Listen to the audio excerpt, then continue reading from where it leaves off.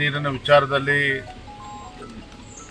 ಅವರು ಕೂಡ ಪ್ರತಿಭಟನೆ ಮಾಡ್ತಾ ಇದ್ದಾರೆ, ಮತ್ತೆ ಶಾಂತಿಯುತ ಪ್ರತಿಭಟನೆ ಮಾಡ್ತಾ ಇದ್ದಾರೆ. ಆದರೆ ಅವ್ರನ್ನು ಕೂಡ ಈಗ ಪೊಲೀಸರು ಬಂಧನ ಮಾಡಿ ಹೋರಾಟವನ್ನು ಹತ್ತಿರ್ತಕ್ಕಂಥ ಕೆಲಸ ಮಾಡ್ತಾ ಇದ್ದಾರೆ. ಖಂಡಿತ ಸರಿಯಲ್ಲ.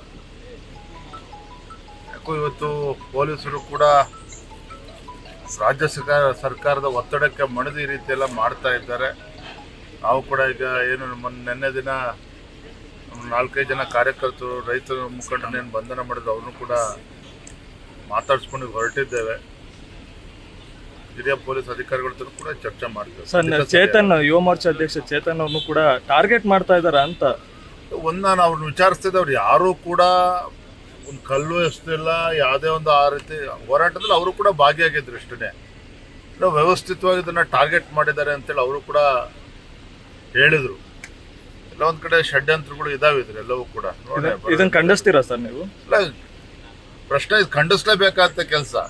ರೈತರ ಹೋರಾಟವನ್ನು ಹತ್ತಿಕ್ತೇವೆ, ಬಂಧನ ಮಾಡ್ತೇವೆ ಅಂತ ಹೇಳಿದ್ರೆ ಖಂಡಿತ ಇದು ಏನು ಹಿಟ್ಲರ್ ಪ್ರವೃತ್ತಿಯನ್ನು ಸರ್ಕಾರ ತೋರಿಸ್ತಾ ಇದೆ. ಖಂಡಿತ ಇದು ನಾವೆಲ್ಲರೂ ಕೂಡ ಇವತ್ತು ಪಕ್ಷಾತೀತವಾಗಿ ಖಂಡಿಸ್ತೇವೆ. ಒಟ್ಟಾರೆ ಜೊತೆಲಿ ಇರ್ತೀರಾ? ಖಂಡಿತ. ನಾವು ನಮ್ಮ ಜಿಲ್ಲಾ ಅಧ್ಯಕ್ಷರು, ನಮ್ಮ ಶಾಸಕರುಗಳು ಎಲ್ಲರೂ ಕೂಡ ಮಾತನಾಡಿದ್ದಾರೆ. ಅಡ್ವೊಕೇಟ್ಗೆಲ್ಲ ಮಾತಾಡಿ ಅವ್ರನ್ನ ಲೀಗಲ್ ಯಾವ ರೀತಿ ನಾವು ಸಹಾಯ ಮಾಡ್ಬೇಕು.